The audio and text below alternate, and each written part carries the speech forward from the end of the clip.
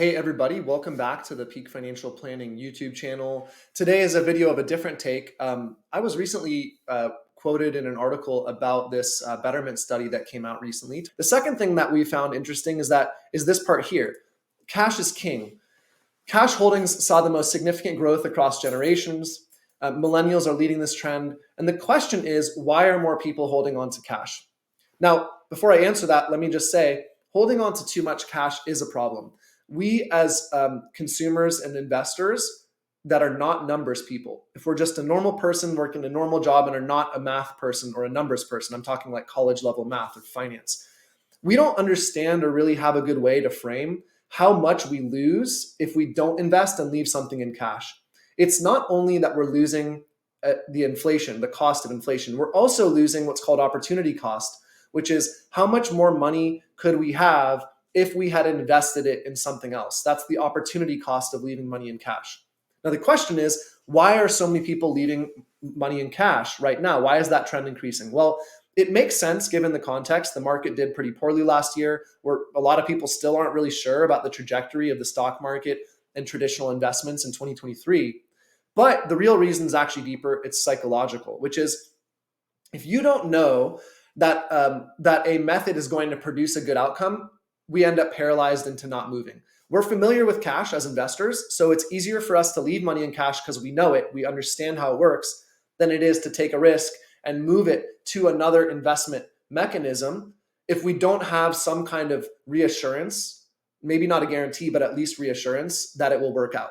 Now, investors that work with financial advisors will more often deploy their cash than when they do it alone. It's not uncommon for me to work with a client and they say, hey, I'd like to keep some money on the side that I can invest on my own, maybe $50,000 or $100,000. And I say, great, go ahead, do it. We meet back up for a financial planning meeting. We look at their account and find that only half of the cash was invested. And inevitably the conversation looks something like, hey, why wasn't that cash invested? They say, oh, I was too busy, or oh, I didn't really know what to do with it, or I didn't really know where the economy was going, so I left it sitting. That is the issue, is when we're not confident in a course of action, we end up doing the thing we're comfortable with, even if it's not the most optimal thing. And it's kind of like someone who's overweight. I don't blame anyone who's overweight for being overweight. The issue is that they actually might know they're overweight and need to lose the weight, but they just don't feel confident or know what diet plan or what exercise plan is the right plan for them to lose the weight. So without that reassurance or that kind of confident guarantee that that pathway they choose will lose them the weight, they just stay with the thing they know rather than venturing into things they don't know because they don't have confidence that it will work.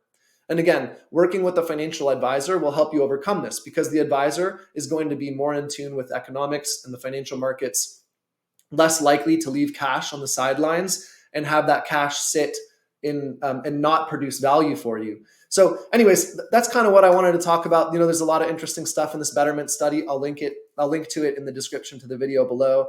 But these are two really common psychological challenges that investors will face. The solution is work with a financial advisor. It doesn't mean work with just any financial advisor. It means work with a good financial advisor who you trust, who will educate you, and who will help you overcome some of the psychological barriers, not through manipulation, but through showing evidence-based results and also evidence-based recommendations so you feel confident about deploying your money, about the future outcomes that your behaviors will lead to if you were to either save more, spend less, invest differently, right? You have to feel confident that those things will lead to good outcomes or you won't execute the behaviors. So if you'd like to learn more about how to qualify a good financial advisor, I have a great video on that. I'll link to it in the description. You can also watch our free masterclass.